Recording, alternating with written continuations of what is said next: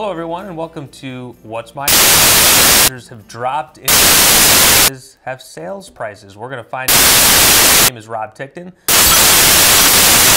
with Hawthorn Real Estate and Build Firm. We're also Needham Realtors. Isn't that right, Ryan? It is. Happy New Year, everybody. Happy New Year, and Happy New Year to you, Ryan. Thanks, Rob. That's nice. Anytime.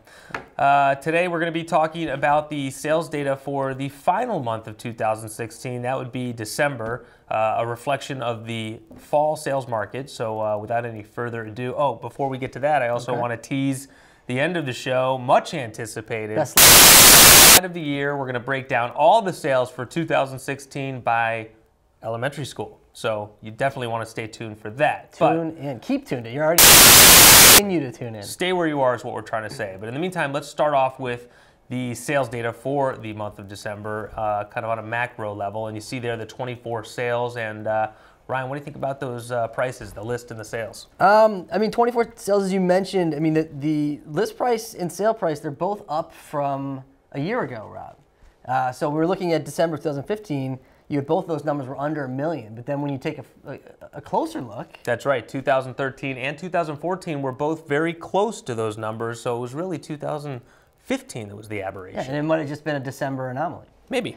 So our percentages, Rob, I mean, 27% of our list price is our average sale, and then the 93% of original list. I don't love it. We've been down in this hovering in the low 90s now for several months. So heading into 2016, that's the one thing I want to see back up near that 97, 98 number. Yeah, well, especially hopefully we see that number go back up in the spring because, of course, that's when we see a lot more sales. Yep.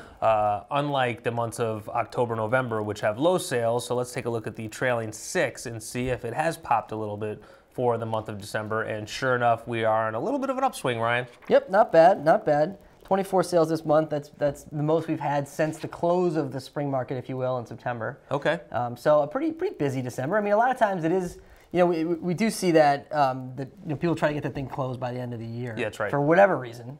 But so it's not uncommon to see an uptick in December. Right. MLS, of course, had 26 sales, but we were able to sniff out a couple of condos. Townhouses sneaking in there. This is a single-family show. That's right. So we kicked them to the curb. The month of December, let's take a look at the last 6 years. And where does 24 fall? Is that norm? Yeah, I would say so. It's normish. Yeah, for sure. Normish.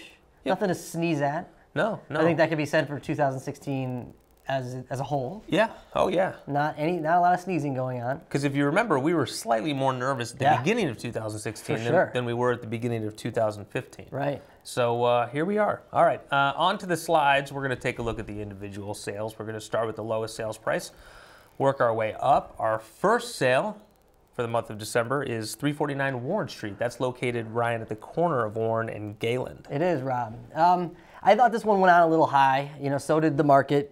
It sat for 121 days. It's a corner lot. It's a 4-bedroom house, but one of the bedrooms is arguably questionable. 2 bedrooms up, 2 down. But you know, I think really this is probably a fair price. I think it may have just gone out a little bit high. If anything, maybe just put that out in the high 6s as opposed to ringing it up with that 700 and. You know, you might have seen a little quicker of a sale. So quick question for you, Ryan. This is a 10,000 square foot lot on the corner of Warren and Gayland, right? If there's no house on that lot, what does it sell for?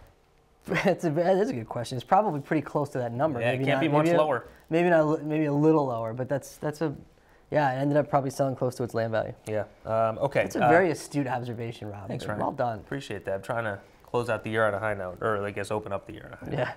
Yeah. Our next listing, I'm guessing there still might be open house signs around town for this one because it seemed like there always were throughout the week. Walk in any time here. It's always open. Always. 31 High Street sells for $680. This was on and off the market quite a bit, Ryan, over the last few years. I thought this was a good number for this property, Rob.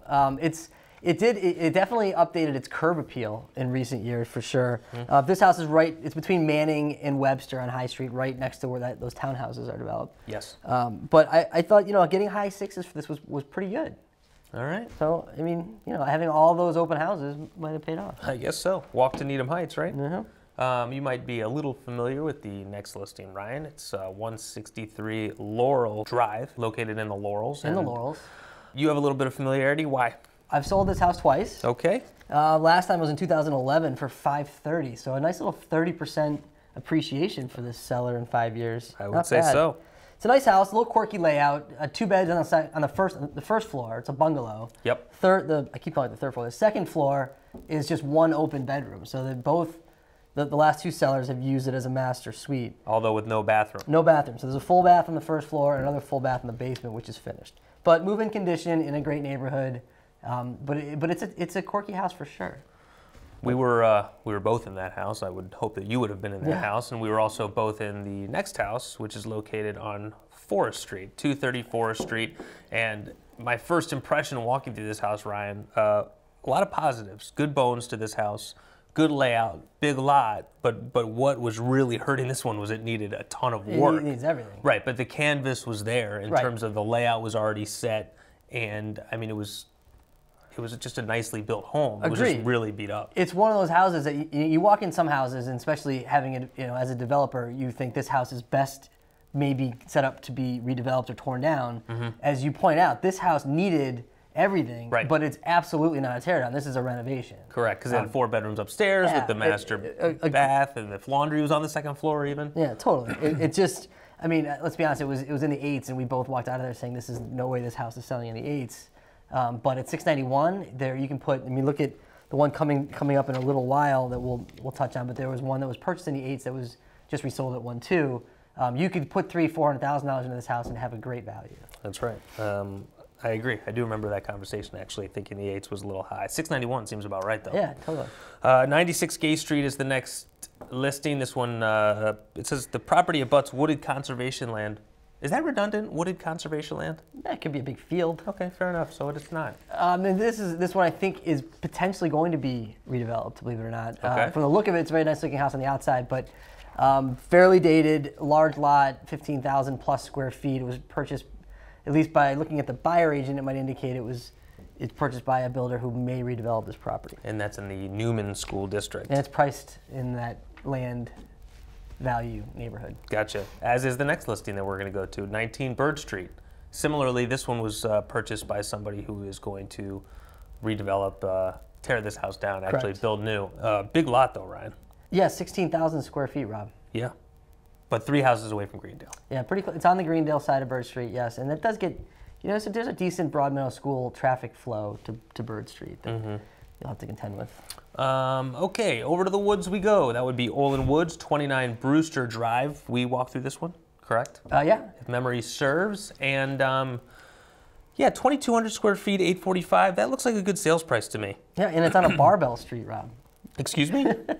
A barbell street. What is it, 2 cul-de-sacs? Yes. Oh, not bad. You make that up? I did. I like it. All right, let's keep using it. Okay. I mean, we'll keep using it. How many barbell streets are there? Not many, but when one comes up, you'll hear about it. I mean, I think so basically when we talk about Brewster going forward.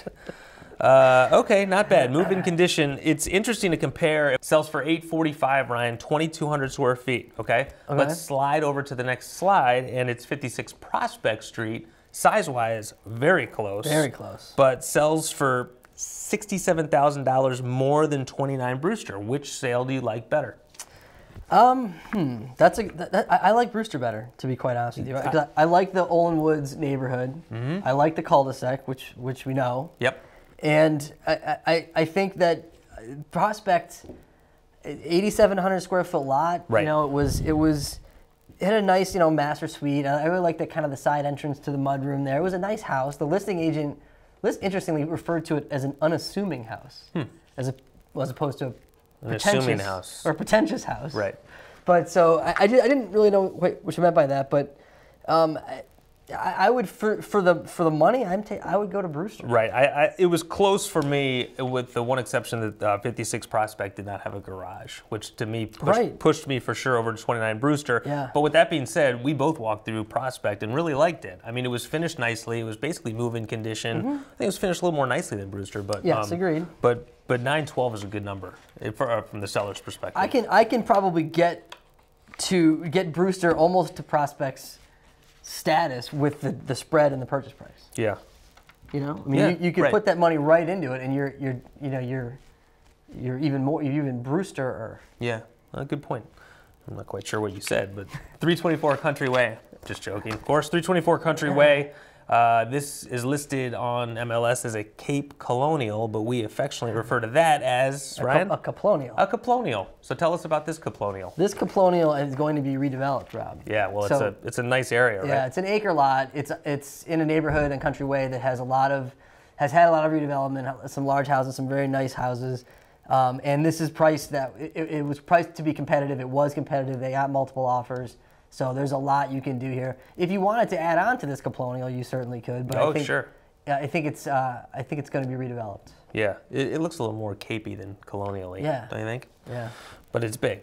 The next listing. It looked like a Capranch. That's not bad. God, you're zipping them today. Boy, the new year. Capranch. Full of energy. I like that. It almost sounds like a salad dressing. 50 Lehigh Road is the next listing. This one is so it's in Needham. Right? But it has a Wellesley mailing address. Not only that. And you have to go through Wellesley to get there. Your next door neighbor lives in Wellesley. Rob, it has a Wellesley mailing address. You're on Wellesley Water and Sewer, and your electric bill is coming from the Wellesley Electrical Company. I mean, So I ask you, which part of this house is in Needham? So is it possible that... So I think the property line literally runs in between this house and the house next door. The golden rule there is... Where your head rests? Yeah. Right, but this... So first of all, what Ryan's talking about is if you have a property line that runs through a house, typically speaking, the way the laws are written, in not all towns but some, is that wherever your child's head rests when he or she sleeps, that's the school district to which they go to. However, this one, the school... Town line? Yeah, I guess. Why? I'm going to think of that later. The town line goes in between that house and the next door. Okay. So is it possible you can go to a Wellesley school because there's so many Wellesley things going on here? Well, is this on us? I mean, we basically don't allow townhouses here. Should we not allow Wellesley houses either? I don't know. It's just so confusing. I mean, we're not doing Natick in here. Why do we have a Wellesley house in here? I mean, you're nervous when a new postal worker comes and you work and you live in this house. Well, you're panicking. You don't know whether you're going to get your mail or not, or you know, which anything to go to, really. Yeah. Can you get library card from the Wellesley and the Needham Library? I don't know. I don't know. So many questions. Yeah, I know. We need to get these people on the show. Okay. 9 Rosegate Road, we know is in Needham for sure. There's no question about this one. No question, although it is close to Newton. It has a lot of easements. It's off Central. Did you notice that? 3 easements, right. 2 access easement and a drainage easement. What else can you tell me about this listing? It's got solar. The home solar array provides low-cost green energy year-round. Okay. That's good. Anything else? Nope. All right. Yeah, the public record, you know, the square footage, little quirky. It has some basement in there, so you gotta be careful. Okay. Sold in 2012 for $837. Very good. $837, 2012. Yeah, wow, that's pretty good. Yeah. Speaking of things that sold recently and resold, our next listing fits that bill, 24 Paul Revere Road. Yeah, also in 2012. Right, and so actually I went to the archives, Ryan, and watched our show from July of 2012 to see what we had to say about the listing Was there any mention of Jacoby Ellsworth? No. Ellsbury. No, there was not. But in fact, there was very little, inside joke, there was very little that was worth mentioning. Okay. Except for we had horrendous looking graphs back then. I don't know if you remember. And when it sold in 2012, it sold for $879. It was listed for $879. I said it probably should have been listed for $899. Okay. So I don't know. But anyway, it sells in 2016 for $1,035,000. Okay. Mm-hmm. That's $387 per square foot. And the reason I bring this up is our next listing is also on Paul Revere Road. Yeah. And while 24 Paul Revere sells for $387 per square foot, the next listing, 185 Paul Revere, sells for $299 per square foot, albeit bigger house. Yeah, it's a bigger house. I mean, and a little bit of a better spot on Paul Revere. Agreed. And those are the 2 points, because we looked at these when they were on the market. Our office had the 24 Paul Revere listing, and wondering, you know, sort of what was keeping it there. Because we thought it was priced pretty well, and then looking at 185 Paul Revere comes on lower, goes off quickly. It's a bigger house, and I think that ultimately was the driving force. And it's also, as you mentioned, it's up the hill on a flatter part of Paul Revere. Right. So I mean, those were the two main factors there, and I think in the price difference on these two sales. 185 Paul Revere, Rob, convenient access to everywhere / everything. How do you feel about that? it's just vague enough that you can get away with it. Well, I mean, but it's sort of a stretch for a property that's outside the walk to town radius. Yeah, no, I don't disagree with that. Yeah. Well, that's a 1 mile radius, of course. Yeah. That was also established in 2016. Right. Okay, noted. Next listing, 40 Burnside Road. And you want to talk about big lots? Yeah. Imagine if this lot was about 834 square feet bigger. Yeah. You'd have two nice sized lots there. This one, bought in 2015, in December 2015 for 1.04. Yep. So usually when you turn something around that in a year like that, you can expect to take a bit of a bath. But this seller did fine. I mean, they're certainly going to have fees and whatnot, but all things considered, to sell a house a year later, they didn't do poorly. Yeah, it's so there's 4 bedrooms on the 2nd floor in that house with 1 bath, and then on the 3rd floor is the master suite. Yep. Yeah, I remember that from the previous year. Yeah. But yeah, that's a big lot. You can get clobbered trying to sell a house within 12 months of having purchased it. Yeah, and we've seen it. Yes, we have. Yes, we have. Absolutely. Okay, here we go. Next listing is 29 Carlton Drive, and well, there you have it. Well, there you have it. So, I felt pretty strong about this one, Ryan. All right. As the deal of the month. It was on the market in February of 2017. That's when it came on the market, yep. Which, as we've said multiple times on this show. February 2016. Excuse me. What did I say? 17? Yeah. Well. Wow, I'm already jumping ahead. Comes on the market February 2016, and as we've talked about, that's the perfect time really to come on the market. February, March, you want to be early spring. The problem was it came on at a price that was way too high. It ended up getting reduced twice over the course of the spring, the summer, into the fall. So now you're looking at September, and it's on the market at that point for 148, and then it goes under agreement and it sells for 125, which is a crazy. Huge reduction from 148. And from 175. And well, obviously, but the point is, this thing goes on the market in the spring for 149, and I think it's selling for considerably more than 125. Probably close to asking. It's a great neighborhood. It's a really big lot. It's over an acre. It's a ton of space. It needed some freshening up a little bit. But by and large, sign me up for 125 at 29 Carlton Drive. Yeah, no, I agree with you 100%. Okay. Next listing, Ryan, before you say anything, I just want to say absolutely exquisite, this next listing. And as you probably may know, I'm not necessarily talking about the house itself. The write-up. For the next listing, I'm talking about the write-up. That's awesome. As we look at 45 Rivard Road, I would almost encourage everybody to on there independently try to track this listing down just to read it. Just listen. They don't have to because I've chosen a verse that I think really summarizes how wonderfully written this was. Here we go, and I quote, "Ever heard opportunity knock? Well, if you haven't, now you can say you know what it looks like because it looks exactly like 45 Rivard Road. This is that special gift that you asked the real estate gods for so long ago, and when it didn't happen, you stopped believing. Well, the real estate gods listened and have given you this." Yeah, it's dynamite. That's wonderful. I mean, you can't fault the effort there. It's eye-catching. Whether it brought people to the door, and who knows? I mean, it didn't bring people to the door at or near asking price, but it got the sale done, and it really caught our eye. Absolutely. So they got that going for them. The listing agent's in the wrong business. They should be at least working for Hallmark. Yeah, it was just delightful. Wonderful. Delightful. 14 Blacksmith Drive is the next. This is a house that was... This is what I was talking about. Oh, right. It was purchased for $815,000 in July. Yeah, so this is like what you can do with Forest, right? They didn't expand it. It says completely renovated. That's an interior gut job. Right. They made it look nice on the outside, and then bingo bango, you're back on the market in 5 months, and there you have it. Right, but the difference is at this one, it was done for you.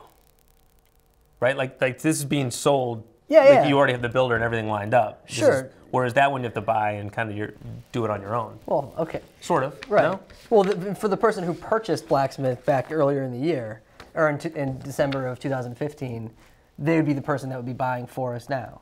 Okay, right. Right, okay. I think it's a minor point. Yeah. I'm just basically saying... Definitely worth making, though. Okay, right.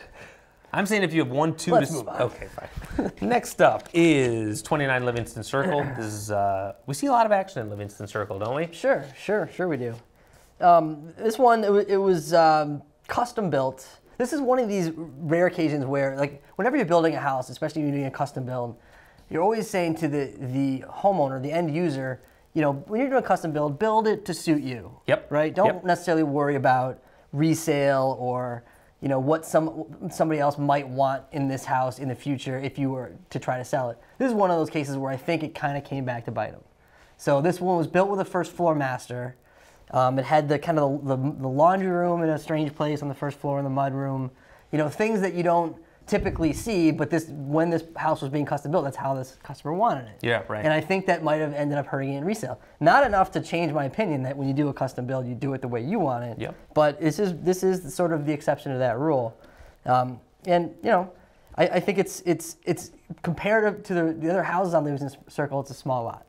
It's only 10,000 and change, but you know, it still sells for almost $1.3 million. Yeah, I know. And I was going to say, I think that's a good price for the buyer, 129. 10,000 square foot lot still's nothing to sneeze at, and it's a lot of space, 4,600 square feet.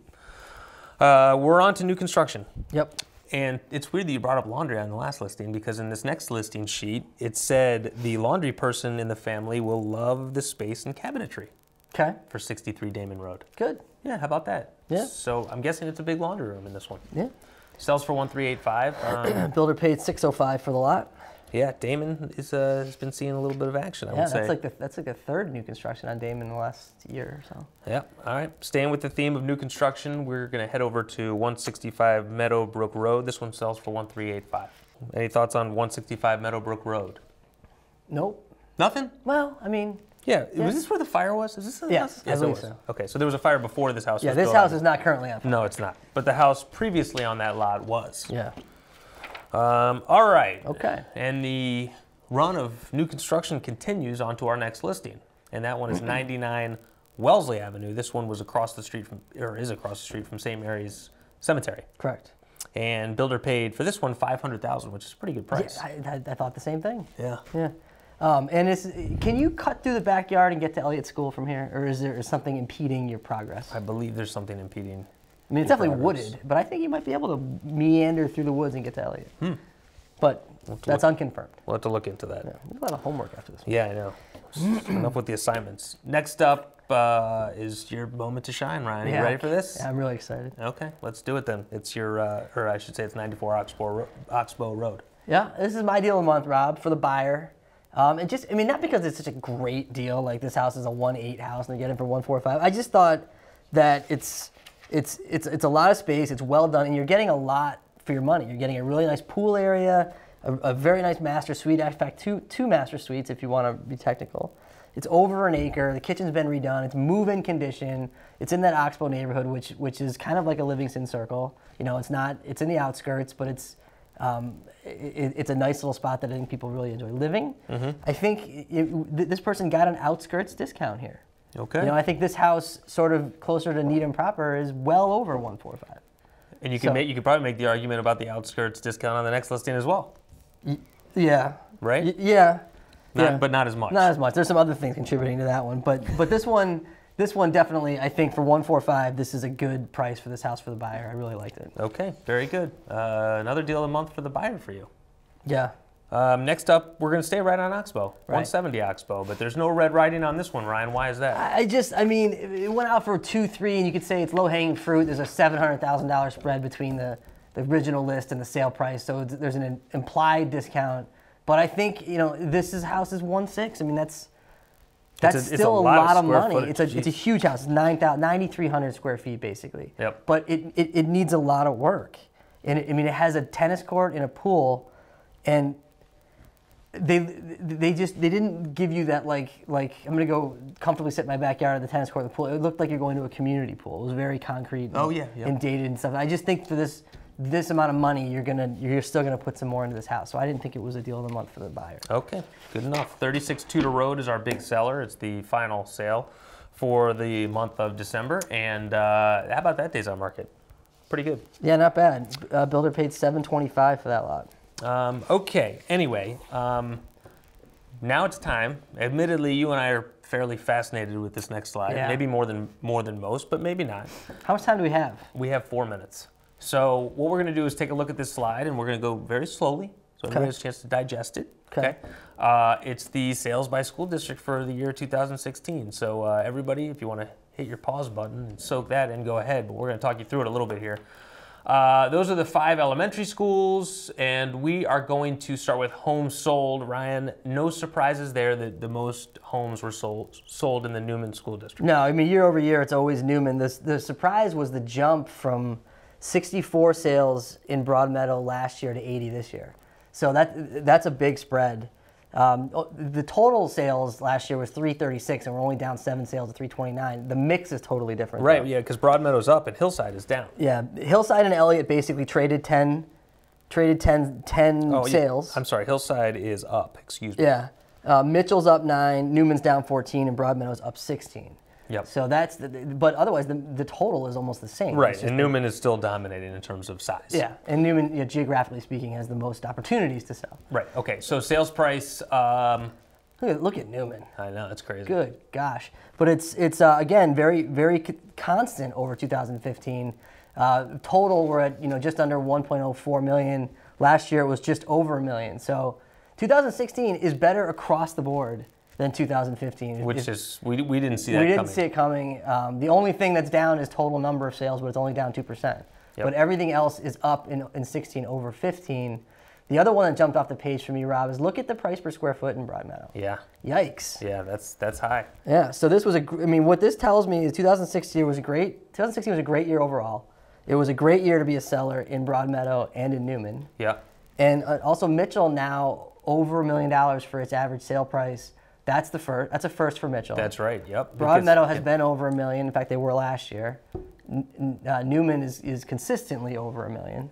Yep. So no surprise there. I'm surprised that Mitchell. So days on market is pretty consistent, I would say, across the board for the most part. Newman's a little bit high, but that would be expected with bigger houses. They take a little bit longer to turn. But on that last average or the square footage, I found it to be very surprising that Mitchell was number 2 there in terms of square footage, because I just feel like we see a lot of kind of smaller homes for high dollars per square foot turning over in that school. Yeah, but look at Mitchell's average square foot now. It's over 3,000, right. Whereas in the past it's been on the lower end. Every year it seems like Mitchell's second in price per square foot. They were last year. They were 368 last year. Remember, Hillside was 380 last year. That's right, I know. Mitchell had the highest dollars per square foot in 2014. In 2014, you're right. Yeah. But the days on market, I mean, that's seeing all those districts in the 30s. Yep. I mean, that's tremendous. Okay. Yeah. It's if anybody wants to see that, I believe that's going to be on our blog. Correct? Yeah, we'll make that slide available to the general public. All right, very good. Quickly, market snapshot. Let's take a look how things appear as we start the new year, and everything looks pretty consistent, I would say, at least in terms of listings to last year. Yeah, the big number is the average listing price of 1.6. So right now, our mix on the market right now is top heavy. Yeah. And it's up over $100,000 from last year. I mean, is that a reason for alarm? I mean, I don't know if it's a reason for or is alarm. it an indicator of where this market's going? I think it's just that it's these high-end houses take longer to sell. I don't think it says anything about what the demand's going to be like for homes priced in the 7s, 8s, 9s, low millions. No. I think those, come spring, are still going to have that same demand that we've seen the past few years. Yeah, there's just more inventory of higher priced homes. Yeah, I think if you're dipping into the new construction as a developer, maybe you might consider look at all the inventory that's out there before you take a chance on something. Mm-hmm. But I don't think that really is going to impact the sort of turnkey homes that we're seeing in the sweet spot market. Very good. All right, let's just, before we say a quick goodbye, Ryan, if anybody wants to reach out to us, if they are thinking about buying, selling their home, or for any other reason, how would they do that? You can always call us. Our office is always open, most of the time. Our number is 781-707-6564. You can also email us at rob.ryan@hawthornre.com. And you can follow us on Twitter. That handle is Hawthorn_WMHW. W. Nice use of the word handle. That'll do it for the first episode of 2017. Thank you, everybody, for joining us. We will see you again very soon. Happy New Year.